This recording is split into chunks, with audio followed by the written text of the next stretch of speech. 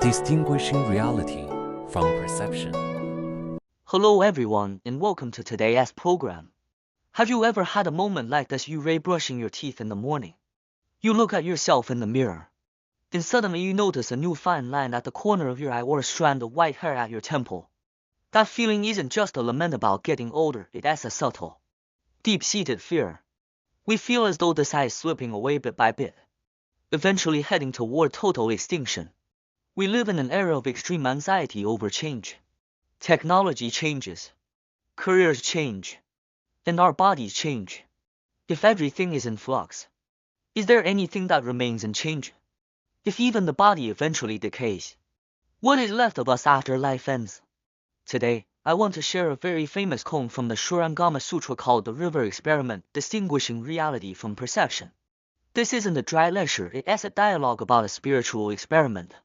The participants in this conversation were the Buddha and King Prasenajit of the Kosala kingdom in ancient India. Part I: when a king meets death anxiety. Here is the background. At that time, Ananda and the other disciples had just heard the Buddha explain how sentient beings are obsessed with fleeting objects and lose sight of their true nature, Zhenxing. Deeply moved, King Prasenajit stood up. The king was 62 years old, a very old age in ancient times. He spoke quite frankly to the Buddha, world-honored one. I used to hear from other teachers that when we die, it is like a lamp going out, everything vanishes. And that is what they call nirvana. Although I follow your teachings now, I still have a lingering doubt. I cannot truly confirm whether the heart of mine is unborn and undying. How should I observe to see that immortal thing with my own eyes? You see, we share the king's doubt.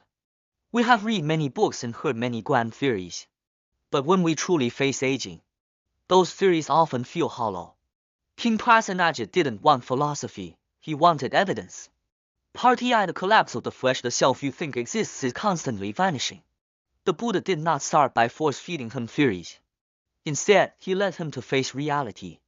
The Buddha asked, "Great king, is your current physical body like a diamond, indestructible and eternal? Or will it decay?" King Prasenajit sighed. "World-honored one, that goes without saying. This body will certainly perish." The Buddha then followed up with an interesting question. "Great king, you are still alive and well. You haven't died yet. How can you be so certain you will perish?"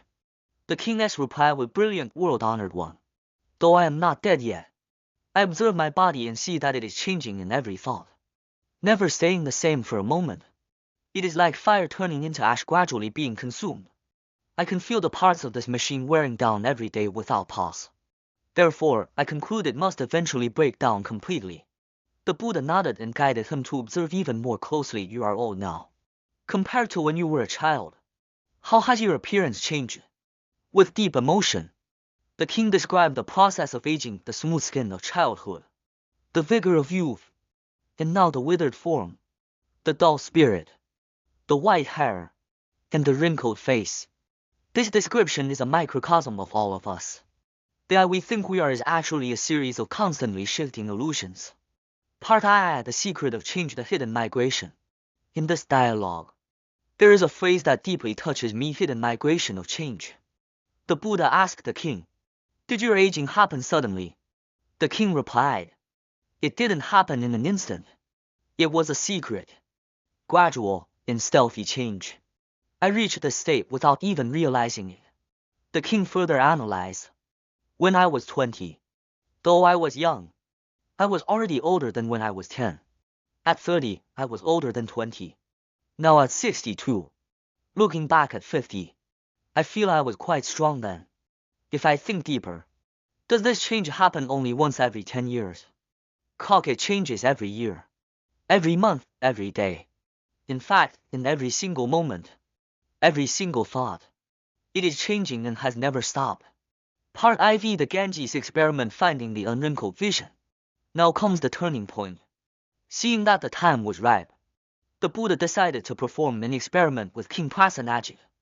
The Buddha asked, "Great king, when did you first see the waters of the Ganges river?"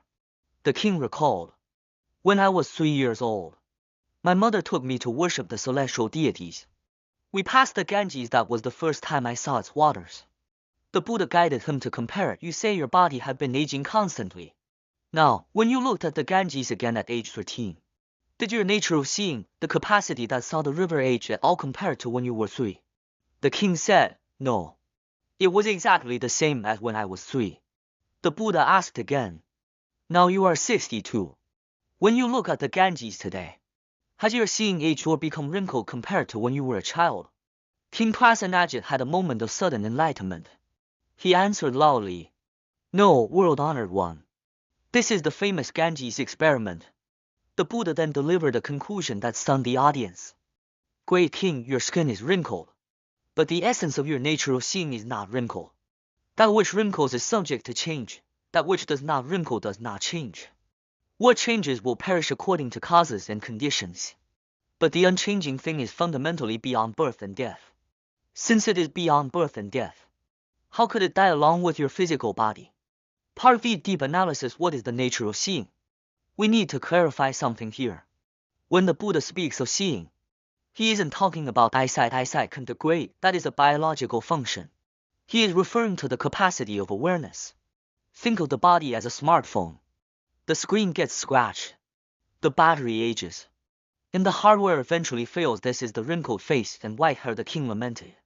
However, the attribute of being able to perceive, the awareness itself that observes the object, does not possess the quality of aging. Whether you see a red flower at age 3 or age 60, that awareness is the same. The color of the flower is an object, the health of the eye is an organ, but the subject that allows the act of seeing to happen has never developed a single wrinkle due to the passage of time. As the first volume of the sutra explains, the eye reveals color, but it is the heart mind that truly sees. Through this logic, the Buddha helped the king and helps us find a stable anchor amidst the clouds of a confusing, fleeting world. Part VI. What does this mean for us? After hearing this, you might ask, what does this have to do with me? I still have to age, I still have to face life. Actually, this dialogue provides us with 3 powerful spiritual tools.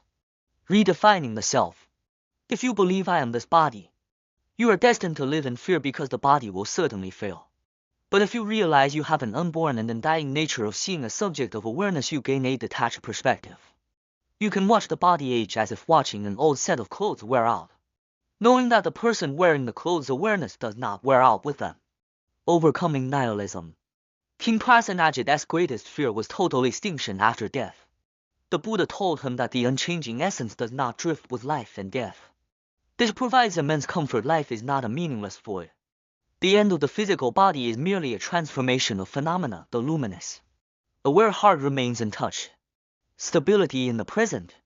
Since the nature of seeing is the same at age 3 as it is at 62, it transcends time. When we can return to that unwrinkled state of awareness, we can liberate ourselves from the chaotic and turbulent emotions of daily life.